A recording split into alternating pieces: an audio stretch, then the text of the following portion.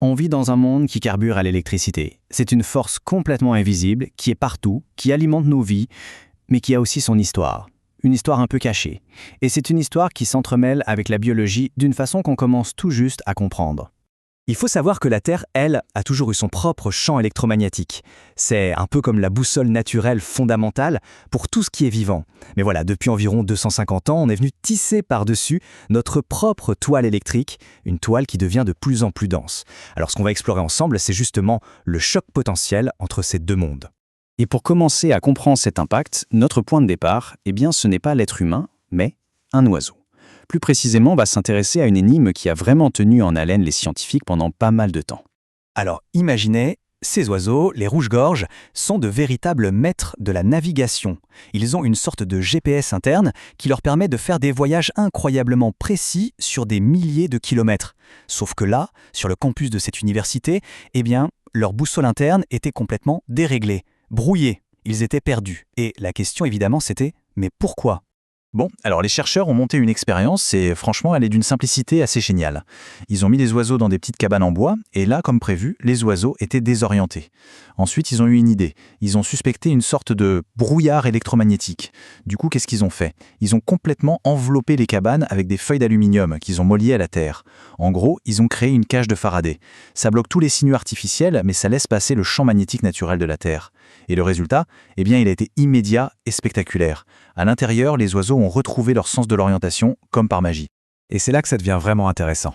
On pourrait s'attendre à ce que le coupable soit une ligne à haute tension ou une grosse antenne relais, quelque chose de puissant, mais pas du tout. En fait, l'interférence venait du simple bruit de fond de nos appareils électroniques de tous les jours. On parle de ce qu'on appelle l'électrosmog, dans des fréquences très basses. Et le plus fou, c'est que ces niveaux de radiation étaient bien en dessous des limites de sécurité officielles. Vraiment, bien en dessous. La conclusion du professeur Moritzen, qui a mené l'étude, est donc sans appel. C'est la première fois qu'on arrivait à prouver de façon claire et reproductible qu'un électrosmog, même de faible intensité, avait un effet biologique sur un animal. Et là, forcément, ça a ouvert une sorte de boîte de Pandore. Ça nous force à regarder les choses sous un angle beaucoup plus large. Alors justement, quittons un instant les rouges-gorges pour remonter le temps. Parce que cette étude d'Oldenburg, en réalité, c'est peut-être juste la partie visible d'un iceberg bien plus grand et bien plus ancien. L'étude sur les oiseaux a donc prouvé un effet biologique, c'est un fait, mais selon les travaux d'un auteur qui s'appelle Arthur Firstenberg, cette histoire est loin d'être nouvelle. Dans son livre « L'arc-en-ciel invisible », il développe une thèse assez radicale. Il met en parallèle chaque grande étape de l'électrification de notre monde avec l'apparition de nouvelles maladies. Et quand on regarde la chronologie qu'il propose, c'est vrai que c'est assez frappant. On commence au XVIIIe siècle avec les toutes premières expériences sur l'électricité statique qui s'accompagnent déjà de témoignages de maux de tête, de fatigue.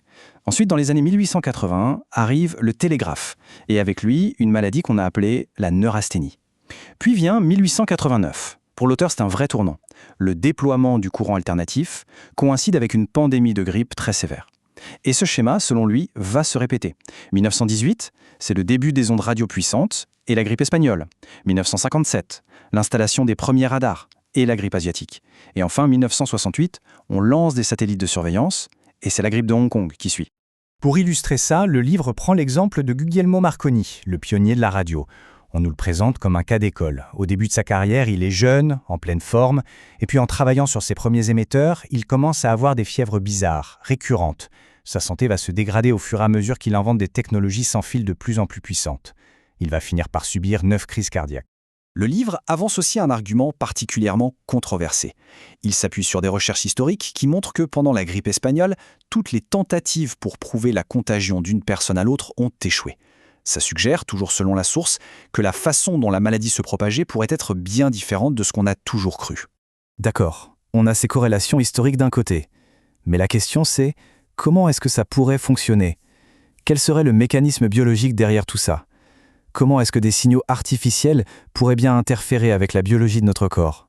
Pour comprendre, il faut d'abord parler de notre environnement de base, l'environnement naturel. La Terre, en fait, a une sorte de pulse électrique, un battement constant. Ça s'appelle les résonances de Schumann. Et c'est une fréquence très basse, autour de 7,83 Hz. C'est en quelque sorte la bande-son de la planète, celle dans laquelle toute la vie a évolué depuis des millions d'années. Et là, quand on compare, le contraste est absolument saisissant. D'un côté, on a le champ naturel de la Terre, une fréquence de base très basse, stable, constante. De l'autre, on a nos champs artificiels modernes, avec des fréquences qui se comptent en millions ou milliards de hertz. Et surtout, ce sont des signaux pulsés, complètement irréguliers. Bref, quelque chose de totalement étranger à notre biologie.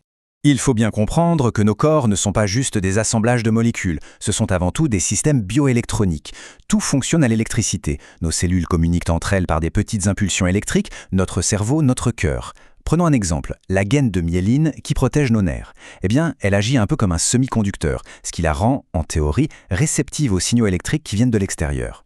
Et la source pointe du doigt une molécule en particulier, la porphyrine. Ces molécules sont absolument centrales pour la vie. Elles sont au cœur de la production d'énergie dans nos mitochondries, nos petites usines à énergie cellulaire. Le truc, c'est que ces porphyrines seraient aussi extrêmement réactives aux champs électromagnétiques. En gros, elles agiraient comme de minuscules antennes partout à l'intérieur de notre corps. Et quand on regarde la liste des symptômes qui sont souvent associés à ce qu'on appelle l'électro-hypersensibilité, maux de tête, vertige, insomnie, palpitations, confusion mentale, fatigue chronique, ce qui est assez troublant, c'est que ça ressemble à s'y méprendre aux descriptions de la fameuse neurasthénie de l'époque du télégraphe, comme si les symptômes persistaient à travers les différentes technologies. Tout ça, ça nous amène directement à notre monde d'aujourd'hui. Un monde où l'exposition à tous ces champs a atteint des niveaux qu'on n'avait jamais connus dans toute l'histoire de l'humanité. Revenons aux animaux un instant.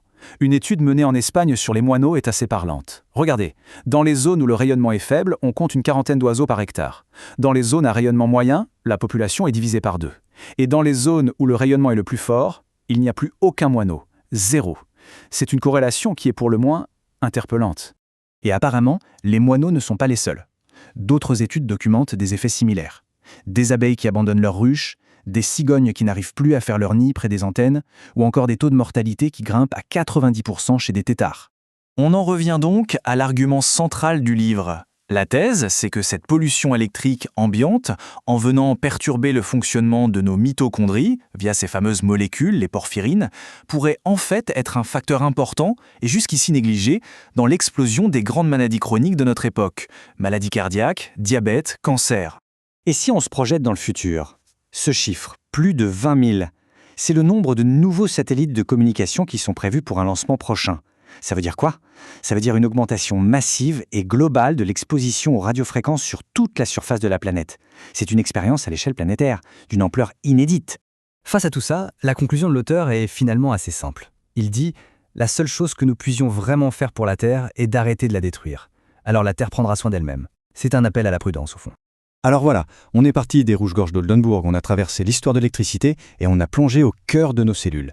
Tous ces éléments mis bout à bout suggèrent que cet environnement électrique que l'on a créé a bien des effets biologiques. La question qui reste ouverte, c'est donc celle-ci. Dans notre course effrénée au progrès technologique, est-ce qu'on prend encore le temps d'écouter les signaux que nous envoie le monde du vivant ? Et peut-être même les signaux que nous envoie notre propre corps ?